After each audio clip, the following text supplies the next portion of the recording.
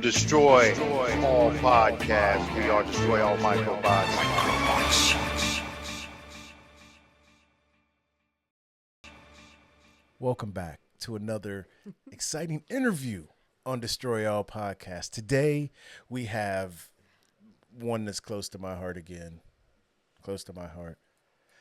One of my favorite cousins, Dr. Jocelyn Tubbs. Put some respect on that doctor, too. Heck yeah. Yeah, so tell us a little something about you, dear. Tell us a little something about what made you want to go into audiology. Yeah, so I get this question a lot, even in practice. It's more so because it's such a niche thing in the medical field. But personally, I really thought I was going to be a physical therapist. And when I went into college, I went as kind of undecided, but knew I was going to be in health sciences. So, you're taking all those elective courses or whatever. And I took a elective course called Intro to Communication Disorders, and I was like, I don't know what this is, but it's a 1 credit, so I'll take it. And we start talking about speech therapy and speech language pathologists and how that works. And then I was like, well, that's pretty interesting. I could do a lot with that. And then we moved into the ear and hearing, and it was just so interesting that I just wanted to know more. It was how did I not know so much about my own ears until I took this course, What's one thing people just don't understand about the ear that's the most interesting to you? Most interesting, well, that's a loaded one because there's so much. The ear itself is just such a wide thing, but part of our balance system is in our inner ear. We have these tiny little crystals that when they get dislodged and start floating in this fluid, we get dizzy. That's what happens when you get real drunk. You feel the spins. And then when you wake up early in the morning with that massive headache, it's because those crystals just shot back down. And so you have this, you feel it in your head, literally. Oh my God, that is crazy. I had no idea we had little crystals in our ears. So it's like a little balancing system. Yes, so whenever you turn your head up, down, this way, or side to side this way, or this way, those crystals move against the fluid. And so when they don't, you get, what people have is vertigo. And they'll say every time I turn my head this way, I just get suddenly dizzy. And then the goal is to try and make you go the other way so we can treat it that way. So trying to get them to settle back. Wow. How can you balance crystals? Can you control that? In a way, yeah. Audiologists can do vestibular therapies with it to try and focus it. But yeah, you really don't want those to get unbalanced. Oh my God. Wow. Yeah. All right. So one of the things that we here at Destroy All Podcast, we're going the next couple of months about health. Yeah. Right. And hearing is big in our industry because we wear headphones all the time. Mm-hmm. We wear headphones when we're just running, walking, doing errands. Yeah. How damaging can headphones be? In ear versus over ear? To be fair, in ear versus over ear, there really isn't a lot of difference. You can look up all the research that shows sound waves are going to travel the same way regardless, whether it's here or right here, because the sound waves are the same. And so it's really about time and intensity is the biggest thing. It's how long you're going to be listening to sound and at what level. So if you're going to be listening to music or sounds for the next 12 hours because you want to be doing things, keep that volume level down. Okay. If you end up, if say your favorite song comes on and you have it's 3 minutes and 44 seconds, you can blast it a little bit more. But we wouldn't say keep that for a whole road trip type thing. That's not the level we're trying to do. Right. So, and people also, you got to realize you don't want to play the music higher than outside noises that are louder than your music. So you don't want to try and cover up a lawnmower or a power tool or something like that. I would just put on regular muffling headphones and just, block out sound until you're done with that. Okay, so are noise canceling headphones, is that a good thing? Yeah, because it definitely does cut down on a lot of background noise. That tends to be something we try to, mask with our own music or our own noises. Okay, so I know you're not in the music industry, mm-hmm. but how big of a problem is hearing loss within people who you've dealt with that have dealt in music a lot? So, I have my own back, I played cello, and Worked in Las Vegas, so I met a lot of musicians, sound engineers, bouncers, club employees, like all those people that are exposed to that kind of lifestyle and just music in general. It is a big thing. And I think the biggest thing is vanity, and people don't like to know that don't like other people to know that they have hearing issues. So they don't do anything to stop it, and they wait until things get really bad, until they are like, I need help. But it's really more so you have to protect your hearing, because it's not something, it's basically like your eyes. Like no one's going to sit here and stare at the sky all day at the sun, or stare at a lamp. Same thing with screens. Limit your screen time for your eyes. You got to do the same thing with sound. Oh, wow. Man, I had no idea the ear was so complex until you jumped into it. Yeah. And once your family jumps into something, folks, you kind of take a special interest in it. Yeah. So, but on the flip side of that, she is an accomplished author. Yeah.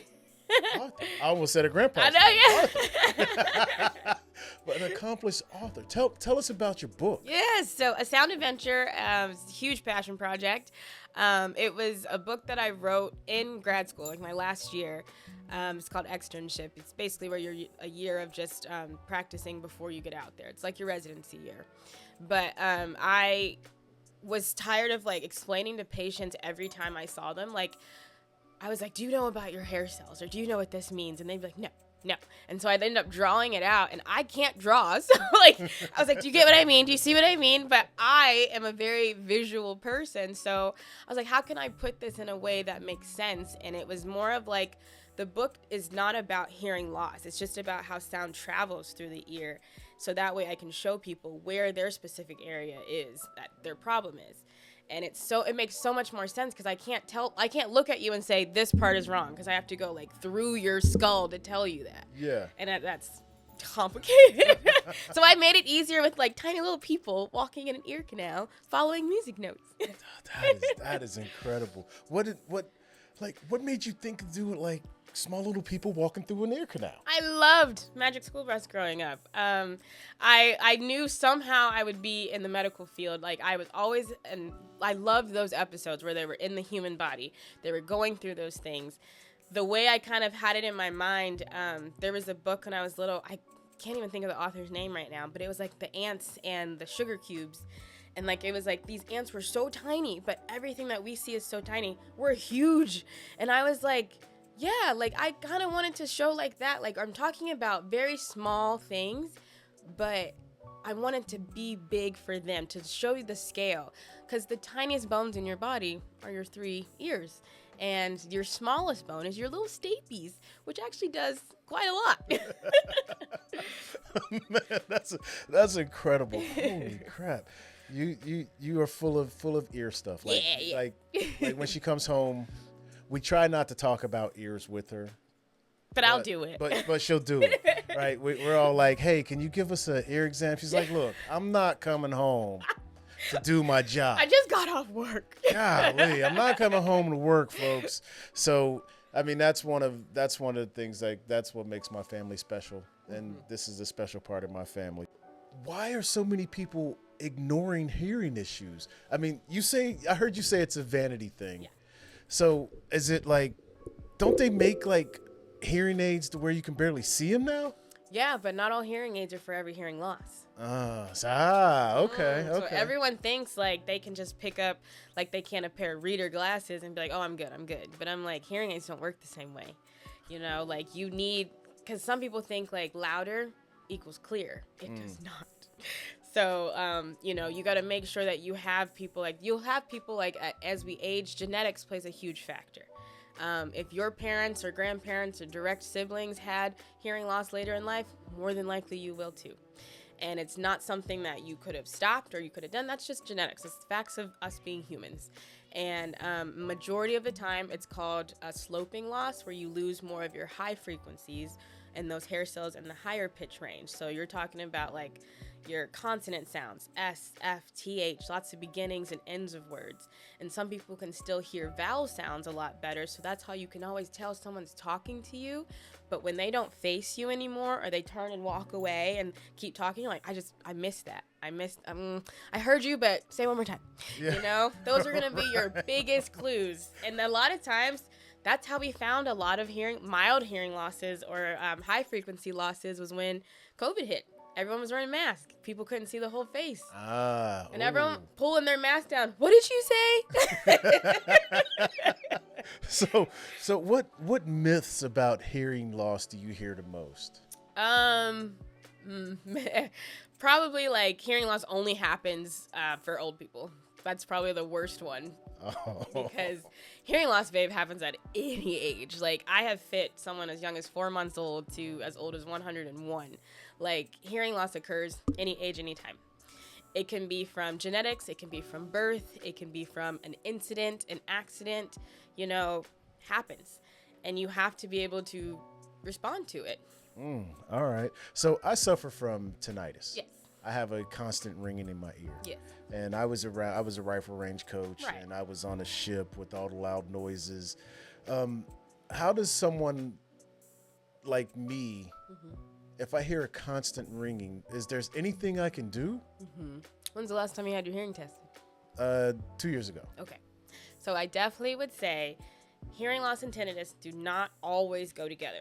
But there are often signs where if you're hearing the tinnitus louder over some years. Hold on. Yeah. It's called tinnitus. See, so we're always pronouncing stuff wrong, folks. Okay, hold on. Honestly, it's tinnitus or tinnitus. It's either way. Okay. Honestly. Okay. All right. I think for me, I think it's just regional because like East Coast, West Coast. I went to school on the West Coast, so like tinnitus was out there more versus tinnitus. It's fine. Okay. All right. As long as you don't call it tendinitis. Okay. Now we're talking about a whole different thing. Yes. All right. Sorry. Back to you. No, but so hearing loss and tinnitus do not always have to go together. But if you do have hearing loss, it is more than likely going to be in that range that you have it because it's more so coming from your brain. There's the research that shows that there's not a really sign that it's just your hair cells dying. It's more so because you don't get external stimulus from that, your brain's trying to play it for you because it's almost like a phantom limb sensation. Like you're missing these sounds. And it's highly triggered by stress, whether it's mental or body. So lack of sleep, poor diet, like high levels of caffeine, sugar, nicotine, alcohol, those kind of things can really make it seem more noticeable. So it's like your brain is trying to give you an alarm, like there's something off with our body right now, and I'm just not going to tell you exactly what it is. Oh my God. But then, also, if you're always exposing yourself to loud sounds or you're always doing things that can kind of make it spike. Yeah.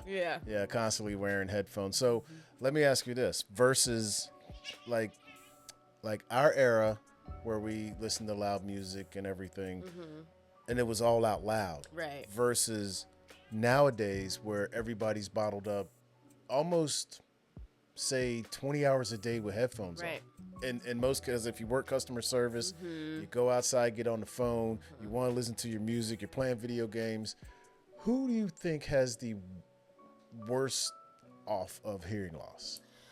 Honestly, they're probably about even. If I had to say who had it worse, maybe older generations, because there wasn't a lot of safety mechanisms in place, whereas people grew up just being loud.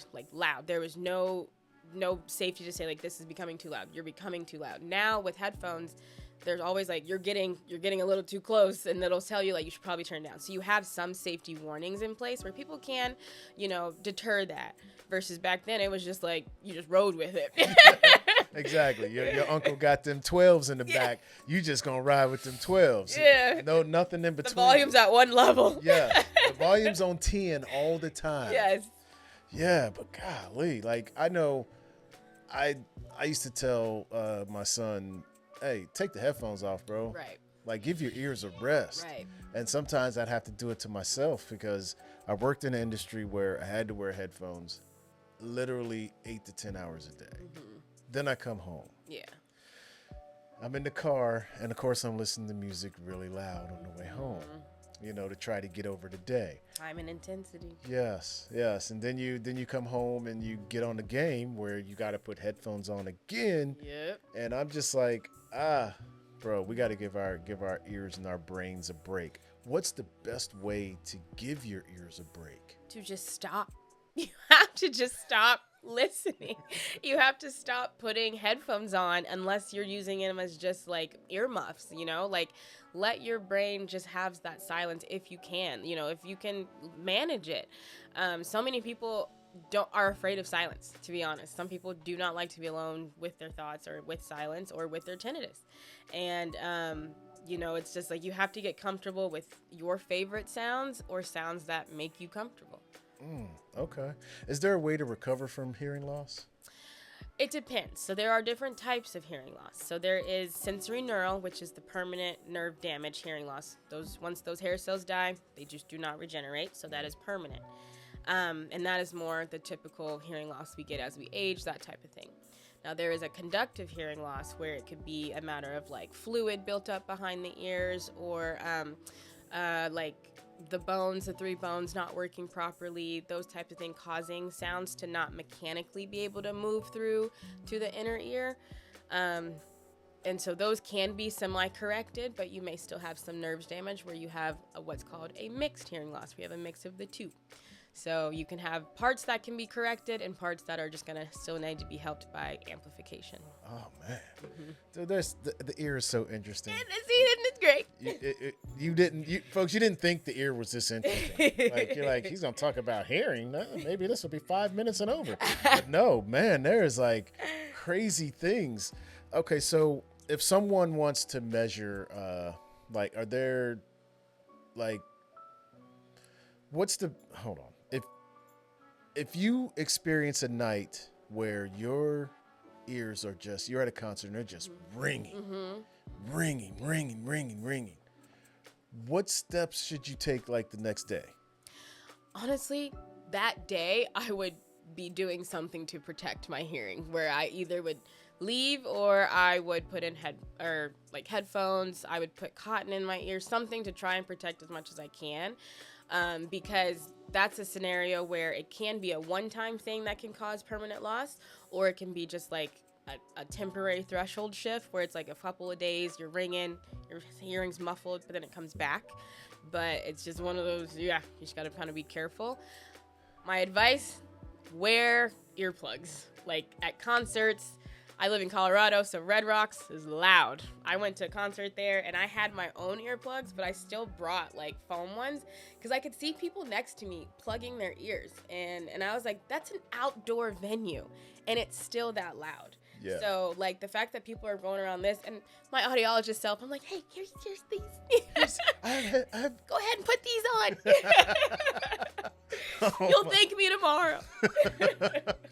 Oh, man. So let me ask you this here. So I would say custom ones feel the best. Like custom, because they fit better. Like I have really small ear canals, so a lot of the ones that are over the counter, they don't fit, they don't stay. As soon as I smile, they pop right out. So they don't really do much for me. I smile a lot. So what's but what, like, you know, if these folks are going to see Metallica, they're gonna want to hear Metallica. Like, do the earplugs?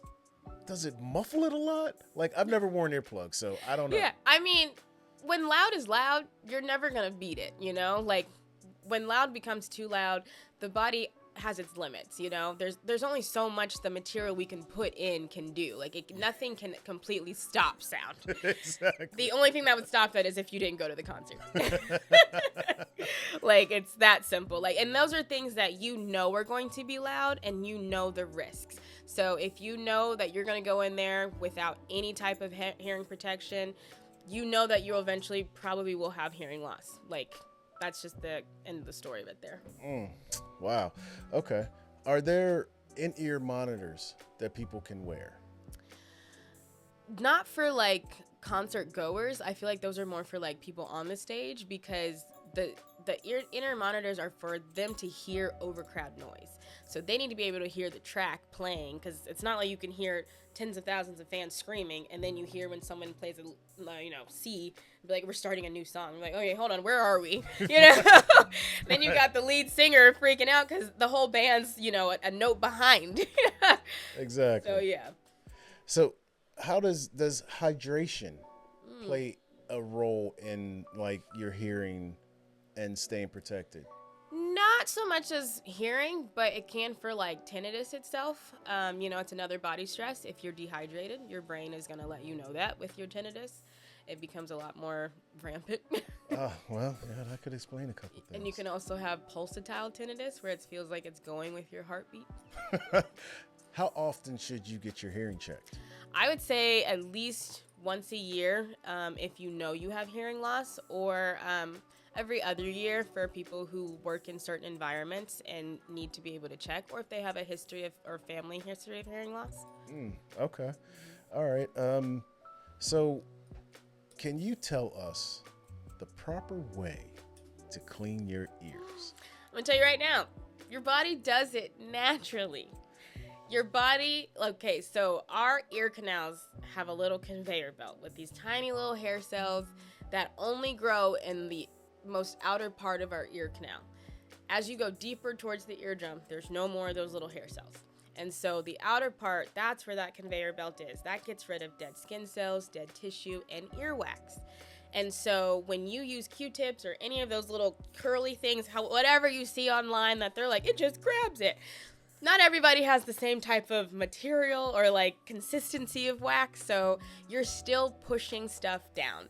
And when it gets off that conveyor belt and just sits near the eardrum, your body has glands that produce earwax. You have a serous gland, you have a sebaceous gland. Like that's gonna continuously secrete those fluids, and so you're gonna just have wax. And it is there to protect your ears against bugs, dirt, debris. They're like your eyelashes in your ears. And when they naturally will migrate all that out as it comes through on their own, but if you're constantly messing with that, it doesn't do it as well. So if you're constantly drying it out with a Q-tip every day, you're going to feel when those hair cells start to move the dry skin, and you're like, gosh, it itches. And so I'm like, well, that's the tickle? That's the tickle. So if you would leave it alone. Yeah. Oh my God. Because you see those horror stories of those people who have like these giant conglomerates of wax in their ear, and they got to go in with that little spoon looking thing and get that out. Have you had to do that? Oh, I love doing it. Oh, wow. Yeah.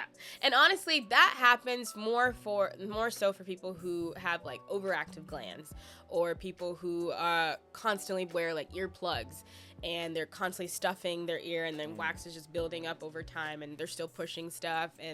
Or you have people who live in like very, like older adults who can't wash themselves as often and can't kind of get everything in there. They kind of sit and things do build up over time. And again, as we age, our body slows down a lot of systems. That conveyor belt does not move as fast. Right. You will find people when they turn like, mid 60s, they're like, I never had a wax problem before. And I'm like, yes, because your body was a lot faster with responding to moving stuff out, but things slow down as we age. And you may start to notice you get these plugs of wax that you want to use some, I would say like mineral oil drops to help lubricate and keep all that lubricated and like kind of soft. Because once it gets hard and dry in there, oh, it's hard. It's terrible to get out.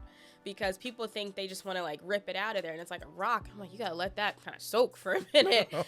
The skin in our ear canals is very thin and vascularized, so you don't want to go in there and start cutting stuff and nicking things, because it takes a long time. Like our ears are little caves, so it takes a long time for airflow to get in to actually cause a scab and let it heal. Especially if you have like diabetes or you're on blood thinners, it takes a long time for that to clot. So. Oh man. Yeah. Wow. So, sometimes when you get in the water, you get out the water and you shake your head and you hear that. How do you get that out? Yeah. So honestly, as someone who was a competitive swimmer and water polo player majority of her life, I had many ear infections. And I had what's called swimmer's ear, which is the outer ear infection where it attacks the bacteria in your ear canals, because I would let water just sit in there. And the best thing that has ever worked, and that still today is the best thing, is drops of little what's it called? Rubbing alcohol. Like you put that in like a few drops and just throw it in there, dry out your ear canal. Now, if you have wax, do not do rubbing alcohol because we're not trying to dry the wax. We're trying to move it out. I'm saying to get water out of my ears, I want to do that because that will stop that bacteria from building up. Okay, man. See, I told you folks, there's a lot going on in Yes. this ear. A whole lot. So let me ask you, and this, I don't know, you may call it controversial, I don't know, but being a young doctor dealing with people who are mostly twice your age in some cases, where does the respect factor in? There's sometimes they look at you like, you're young. How could you even know this? All the time. I think it's like they come in there, a lot of people think I'm the nurse, and I'm like, no, that's kind of why I introduced myself as Dr. Tubbs. But, you know, it's like they are shocked at first, but then like once we start going, I'm like, well, I'm answering all your questions. I'm doing everything I need to do. It's up to you if you want to trust me going forward, but I went to school for it. So I kind of know what I'm talking about. yeah, been doing it since 2019 now. So do you think there's ageism in being a doctor in general? Oh, for sure. There's, of course, ageism. There's racism. Like, I get a lot of, like, you know, looks or concerns that I don't know what I'm doing, or, you know, I haven't been doing this long enough to know. And I'm just like, I didn't spend majority of my life in school to come out not knowing anything. Because once you leave high school, you start paying for your education, and you kind of, you either spend it wisely or not. So I think I was going to do something with it. So, you know, like in the music, when somebody's good at what they do, they inquire what they call haters. Yeah. Is there haters being in the doctor realm? Like haters amongst doctors? Yes, haters amongst doctors. Like, well, yeah, she's of not that course. good. If you don't do best practice. Like, dude, have you experienced any of this hate? Oh yeah. I get hate when people like compliment me a lot. Like I get, you know, there's sometimes at practices where I had a lot of patients that would always compliment me or say things about me, and coworkers did not like it, and I no longer work there. So it's just like, I didn't want to be in an environment where we're not all uplifting and supportive. Like we should be doing that. Like I want to hear my patients compliment me, and then hear my coworkers' patients compliment them. That means as a practice as a whole, we're doing something right, you know? We're doing what we need to do. Because healthcare in general, like as Black people, we want people to be comfortable to come in and tell us what's happening. And I mean, that goes for anybody, but really, like, especially in the older generation where medical was not as, I guess, like, approachable. Like, medical people were not as approachable. You couldn't really describe everything without being labeled as something. And people are scared. And like I said, with hearing loss, people feel like back then they were labeled as, you know, blind, deaf, dumb type thing. And they were seen as, like, you know, having hearing loss is an invisible disability. So people don't look at you and say, oh, you can't hear. You know, like you wear glasses. Oh, you have difficulty seeing. You wear braces. You have difficulty with your teeth. But, you know, people can't look at you and say, until they start talking to you and realizing you're not hearing me, you know, but no one's going to, like I always say, like people will notice your hearing loss way more than they will notice hearing aids. Like I promise you, if you just get hearing aids, people will have better conversations with you instead of just having to be like, let me say it again. Here we go again. Like she missed the conversation. The whole joke's over. Now I have to redo it. And then those people start to isolate, and like they don't want to talk, and so it gets hard. And yeah. Oh man, yeah, man. I can see it though. I mean, it is kind of embarrassing. Yeah. So, have you ever heard this? So, if a person is deaf, what language goes on in their head? So that depends if you're talking about little d deaf or big D deaf. Do you know the difference? No. What's the difference? Okay, I'm learning about deaf. Yeah. Okay. There is a whole culture, deaf culture. So there are big D deaf people where it's just a capital D deaf. They are people who identify as no hearing. They don't want to hear. They're not a part of the hearing world. They do not feel there's anything wrong with them. They're not born broken, nothing like that. And that is their culture, and that is beautiful. As an audiologist, I never force that. You know, like if someone came to me and said their child was born deaf, my question is, do you want them to be a part of the hearing world or not? And that's a parent's decision. I can't make that decision. And if 90% of children born with hearing loss usually have hearing parents. So it's hard when you have to make that decision, and it's rare that you get a deaf child with deaf parents, so that can just fall into that. So you make a hard decision. Oof. So yeah, and that gets hard too, because you have people who have been Big D deaf their whole life, and they eventually will say, like, I want to be able to hear certain things, like just safety sounds, and they want to do something, and so, but they don't want to hear to understand speech. Like, they're not doing that. So a lot of times they dream and think in the language that they know, which is sign language. Okay. Wow. What is little d deaf? It means that you have hearing loss, or you're considered hard of hearing, but you're not a part of deaf culture. Oh. So like St. Rita's? Yeah. Like, that's a Big D deaf school. And they have probably some little D deaf people there, but majority of that culture is Big D deaf. Okay. So would Stevie Wonder be Big B blind or the small I'm not B a part blind? of that world. Because they say he can see. I don't know much about the blind world. So how does what you do go hand in hand with any other practice in the body? Yes. Yeah, like I work at an ENT practice, so that's ear, nose, and throat. All of this is connected. Oh. So like people who have sinus issues, they will feel that pressure built up right behind their eyes or their head, their ears. That's because that eustachian tube that leads from the back of our eardrum to our throat, that can not equalize pressure. You know how when you go up in the mountains or you go up in elevation, you feel that pop. Mm-hmm. Your ear is not popping. It's your eustachian tube opening and closing. Oh. So that's when you like yawn or swallow hard. And so our eustachian tube is diagonal as we're age, but when we're born with it horizontal.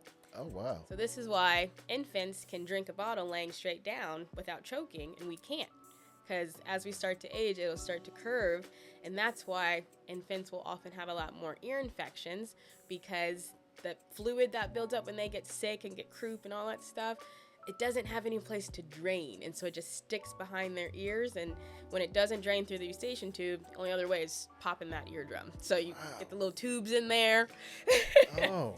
Yeah. So what's so does, like, people say chew some gum? Does that help? Well, yeah, because the eustachian tube, it has muscles around it, so you want to help keep it moving and keeping it equalizing to open and close pressure. So yeah, that helps. Okay. So what's it mean to have, like, you hear all the time, I had tubes in my ears? So yeah, that's the tube. Okay. The tube is like it's called a patent equalization tube, but it's basically like a little small tube. It's very tiny, and it pops into the eardrum to help allow any pressure buildup, fluid buildup to drain out this way instead of this way. Like, we're waiting for the body's response, but we're not waiting anymore. We're just putting a tube in there to help it drain. So you mostly see it in children. And when you see it in children who haven't learned language yet, and they may have a speech delay because of it, because they grow up in their first 10, 12 months of life hearing like they're underwater, because their ears are constantly clogged with fluid, and if they don't get them drained in time with antibiotics or things like that, they don't hear their parents talking to them and trying to teach them words. They hear The Charlie Brown. Yeah, and so then they say that because they're like, That's where that comes from. that's what they hear and that's what they know, so that's what they say. So when you clear that out and then you start talking to them, you might notice they startle easily to sound, or they start to, you see their speech come back. You work with a speech therapist. So that's why we always do, if we see a child with speech delay, we start with a hearing test to see if it is fluid, if they have hearing loss affecting them, why they're not producing it, Wow. Yeah. So obviously school is not easy. Mm-hmm. And if somebody wants to join your field, what advice would you give them? Destroy all podcasts. We are Destroy All Microbots.